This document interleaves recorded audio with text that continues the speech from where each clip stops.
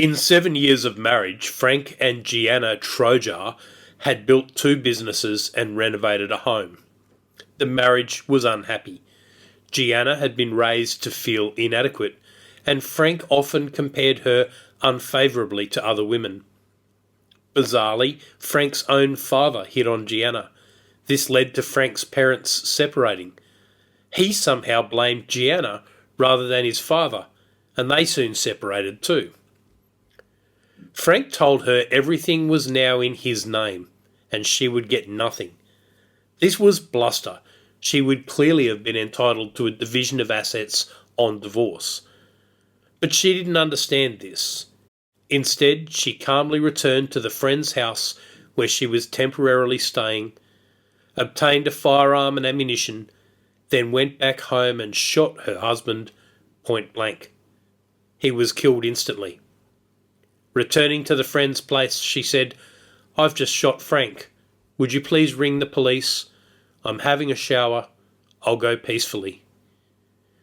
She told police, "I reloaded and shot the bastard again to make sure he fucking stayed dead. I felt free. All the abuse had stopped. All I could think of was, if I got 20 years in jail, I couldn't be no more lonely than what I'd been." She was convicted of manslaughter and sentenced to just 8 years on that charge.